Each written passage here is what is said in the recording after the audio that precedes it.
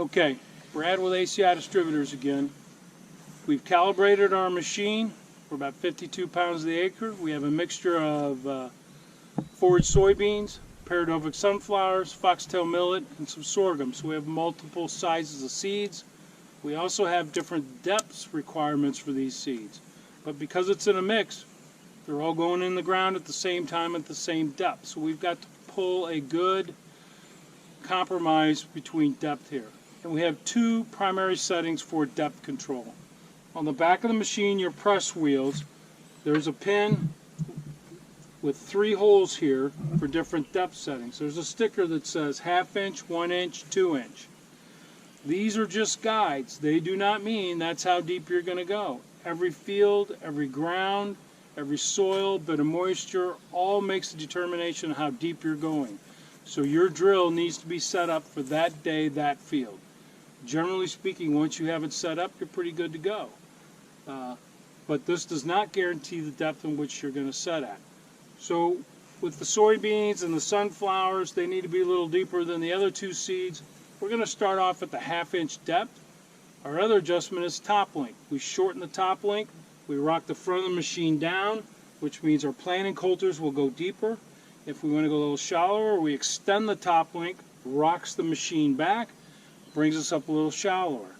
So we'll start off, we'll change all of our depth setting pins to the 1/2 inch. We're going to put the machine on the ground. We're going to drive forward 5-6 feet, leave the machine in the ground, shut the tractor off, get back, come back, and we're going to look behind the machine and see if we can see seed laying on the ground.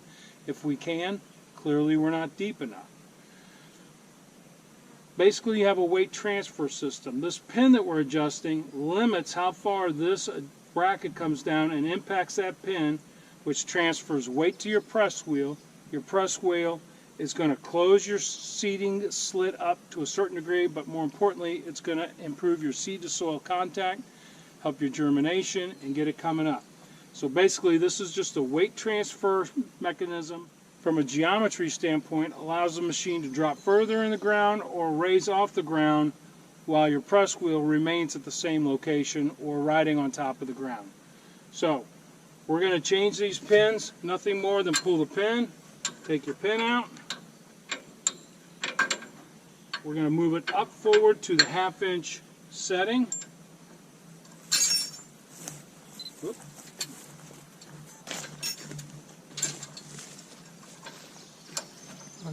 Yep. So we just go through, pull them. This is not that hard of a process. And you may have to do this once or twice or make several pulls forward to check your settings, check your seed depth before you can actually just take off and complete your project. Okay, we've adjusted all of our depth pins to the 1/2 inch setting. The next step is put the machine in the ground, pull forward. The next step will be, are we close enough and we can get our final adjustment just through our top link, or are we just too far off the mark? We need to come back and adjust back to the 1 inch depth.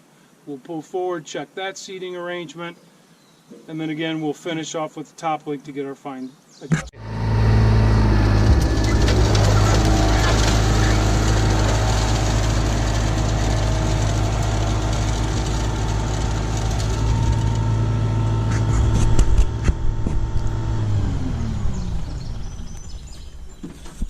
Okay, we've made our first calibration. We've set the machine for depth. We've pulled forward about 6 or 7 feet. Now we're checking for seed. I can see a soybean seed here. I can see soybean here. I can see millet. I can see soybean. I can see some more seed here. I can see some more seed here. Obviously, this is good soil moisture. We're not hard as a rock, but clearly our depth setting is not enough. If I saw one bean here and there, I wouldn't be too concerned, but I'm seeing a lot of beans. So what we're going to do now is we're going to go back, we're going to lift the machine up, we're going to bring our pins back to our 1 inch setting. We're going to do the same thing. We'll drive forward, we'll take a look at see how much seed is on the ground, and then from there we'll rock our top link forward or back, and we should be able to dial in. And once we get where we want to be for seed depth, we're good to go to plant this field, but we need to take the proper amount of time, do our homework on our depth setting before we take off and plant this whole field. Okay, we've made our first 7-foot pass. We can see some seed on the ground. It's not that bad, but we need to go a little deeper. So what we've done is we've moved our depth setting pin from the 1/2 inch mark down to the 1 inch mark. We're going to pull forward another 7 feet. I suspect what we're going to need to do next is rock our top link back or extend the top link, bring the machine up on the front end, which will create a little shallower atmosphere. But let's see where we're at. We'll dig up some seeds, see how deep it is, and then we'll know for sure where we're at, and we're ready to go after that. So let's make another 7-foot pass and see what we got.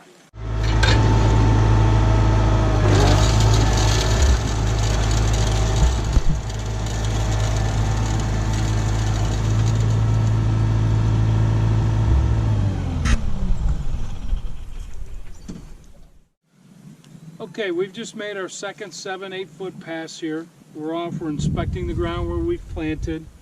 We can see exactly where our press wheels have gone. Maybe what we're going to do here now is we're just going to dig out a little bit, look for a seed, see if we can find some seed in the ground, get an idea for how deep it is.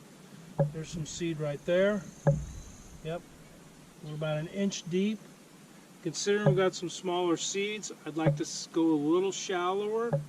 So from that standpoint, now we're going to go to our top link. We're going to extend our top link, rock the machine back a bit, and we should be pretty darn close. Another thing you can do is get down on your knees and look over the top of this press wheel. And if you have a flashlight or good light, you can actually see seed laying on the ground in between the planting coulters. And you can just eyeball that and get a pretty good idea how deep you are just by looking up in there. We don't have the sun at the right angle, but we'll get turned around and look for depth setting via that way as well, and that'll be another good indicator. But just by taking a pocket knife, digging through your trench, there's a seed there, not too deep. Another thing I'm going to check is the depth of our optional coulter. Again, in a field like this, it's not really required, but we're going to get into some fields later on that has a lot of material on it. We're going to need to pre-cut that material so our planting coulters have an easier time getting in the ground. But another depth perception or depth setting is to go back, look at that coulter, and see how deep that coulter is running in the ground. Basically, it just needs to be deep enough that it's going to cut any vegetation, maybe break the crust if there's some crust on the ground. So another indication of how deep you're running. Okay. Now that we've set our pin setting in the back at 1 inch, with the type of ground conditions we got, I think we're a little too deep. One way we know this is we're looking at the optional front cutting knife. That cutting knife is running about 1 inch to 1.5 inches in the ground. That tells me the machine is nosed over and forcing those cutting discs too deep into the ground, which means we're probably running a little too deep with our seed. So we're going to extend the top link. By pushing the top of the machine up and back, we'll raise this point up out of the ground a little bit. If this is running a little shallower, then you know our seed depth is running a little shallower. And because we have a seed mixture, we need to compromise on our seed depth.